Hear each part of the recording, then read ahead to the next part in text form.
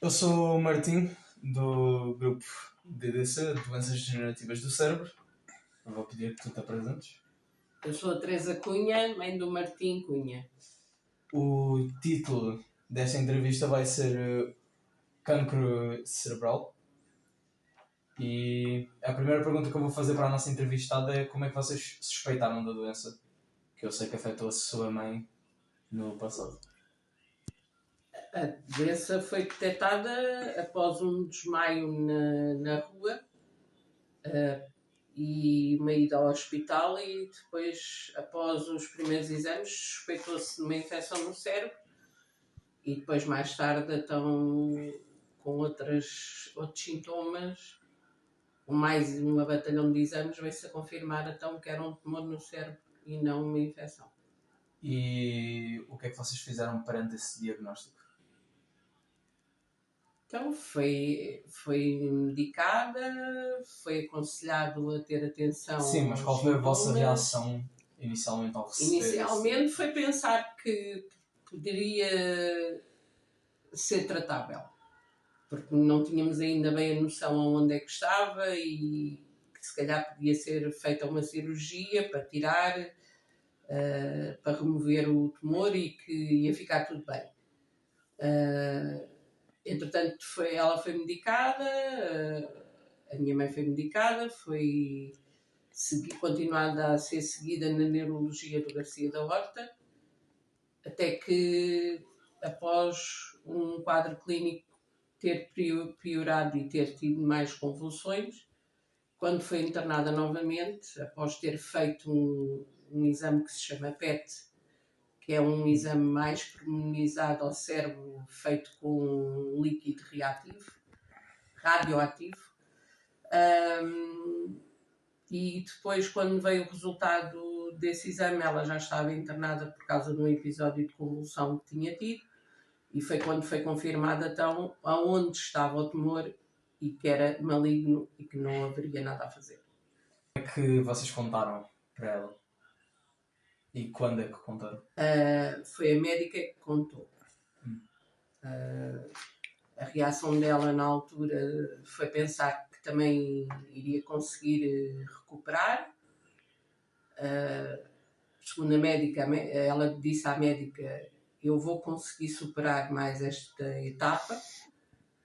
E nessa noite ela depois teve outra convulsão e a partir daí começou a perceber-se que realmente não havia grande esperança, mas nunca perdeu a esperança, sempre pensou que poderia curar-se. Quais foram os cuidados que vocês tiveram com a doente, neste caso? Então, após ela ter vindo para casa, tivemos que instalar uma cama articulada, tivemos que contratar 2 pessoas, uma para de dia e uma para de noite, visto que estes doentes não podem ficar sozinhos durante a noite, têm que ser acompanhados, porque podem ter convulsões durante a noite, alucinações, podem até cair da cama, porque pensam que estão mais baixos e não estão. E foi continuar a dar amor e carinho e tentar sempre animá-la ao ponto de ela esquecer que estava doente, e todos os dias nunca esquecer de dizer o quanto gostávamos dela e que tinha sido uma grande mãe. Tem alguma ideia de como é que ela estava mentalmente durante todo o procedimento antes do seu óbito? Sim, ela esteve sempre lúcida.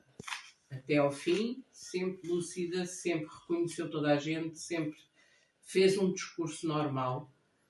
Ela só perdeu a fala na véspera de morrer, mas em termos de lucidez sempre esteve muito lúcida. Ela perdeu foi o andar, perdeu o movimento dos braços, porque o tumor estava alojado no lado direito do cérebro, onde apanhava os nervos todos que comanda o nosso corpo. E a fala foi a última coisa que ela perdeu, e foi na véspera mesmo de morrer. Ela morreu de domingo para segunda, a fala perdeu no domingo, no sábado. Foi numa ida ao hospital, depois quando voltou, no domingo de manhã, já não falava, portanto, depois morreu de domingo para segunda. Ok, muito obrigada pela De nada. sua participação nesta entrevista. Olá, eu sou a Lara Olá, eu sou a Sofia. e hoje viemos falar da doença lipofuncionose neuronal ceroide. Quem é que viste com esta doença? Foi o cão que vivia connosco. Como é que suspeitaste da doença? Nós não sabíamos da doença. O cão tinha 4 anos e até aos 4 anos era um cão saudável, até que um dia estava deitado no chão e teve uma convulsão muito forte. Começou a tremer, a espumar da boca e eu até pensava que ele estava a ter um ataque cardíaco. E quando é que foi diagnosticada? Levámos-lo ao veterinário algumas vezes e após algumas convulsões e alguns exames e análises clínicas, foi quando nos diagnosticaram a doença dele, que na altura inicialmente começaram por dizer que era uma epilepsia. E o que é que fizeste perante o diagnóstico? Fui dando a medicação que o veterinário nos passou, tinha que ser tudo certinho, àquela hora da manhã, àquela hora da noite, e tentávamos ao máximo não falhar com as horas, porque dava logo a tendência de haver um ataque. Como é que o cão reagiu à medicação? Ao início não reagiu tão bem, ficou assim um bocadinho mais parado, mais mole, mas depois habituou-se e era um cão normal, super saudável, brincava, era um cão ativo, gostava de ir à rua. E como é que vocês se sentiram em relação ao diagnóstico? Não tão mal como o desfecho. Como é que se encontrou doente agora? Nós achávamos que era uma doença controlada e que se podia controlar com a medicação, mas não, ele faleceu, o cão acabou por morrer com 5 anos. Portanto, só teve a doença durante 1 ano e morreu com uma convulsão muito, muito forte. E acabou por ter uma paragem cardíaca e não resistiu. Obrigada. Nada. Eu sou a Lara Olá, eu sou o Rui. e hoje viemos falar sobre a doença de Alzheimer. Já que sabemos que tiveste um caso de perto, quem foi? Foi a minha mãe. Como é que suspeitaram da doença? Ela começou a ter lapsos de memória, que ao início nós achávamos que era derivado do cansaço, mas depois esses lapsos de memória foram sendo cada vez mais frequentes e associado a isso houve também uma série de intervenções cirúrgicas que fizeram que levaram a que ela tivesse que fazer uma ressonância magnética ao cérebro e foi detectado um problema vascular, ou seja, nas veias que levam o sangue ao cérebro. Quando é que foi diagnosticado? Foi por volta de 2018. Contaram o diagnóstico ao doente? Contámos o diagnóstico ao doente, até porque o meu avô, pai da minha mãe, também teve uma situação semelhante. Na altura não foi diagnosticado com tanto detalhe, com tanta profundidade, porque a medicina tinha outros avanços, mas a minha mãe, quando lhe dissemos, sabia que de alguma forma estava relacionada com a situação do meu avô. E o que é que fizeram perante o diagnóstico? Ficamos preocupados, tentámos ter uma atitude positiva até hoje. O Alzheimer, ou a demência, que é um dos sintomas do Alzheimer, não tem cura. E até hoje o que fazemos é ter uma atitude muito positiva e tentar que a medicação seja a mais recente, porque todos os dias há avanços na tecnologia, na medicina, e temos muita esperança pelo melhor. E hoje em dia ela ainda sabe que tem Alzheimer? Hoje em dia ela sabe que há um problema com a sua memória, mas já não sabe dizer que é o Alzheimer. Então a paciente agora encontra-se? A paciente agora encontra-se num lar, porque passou a ter vários lapsos de memória e um comportamento errático, perigoso para ela si própria, desde o esquecer-se de bicos do facão ligados, a perder o controle das mãos e entornar, por exemplo, o chá quente para cima, levantar-se à meia da noite sem que ninguém se aperceba, sair de casa e não conseguir voltar. Uma série de situações que leva a que ela tenha que ter uma observação 24/7.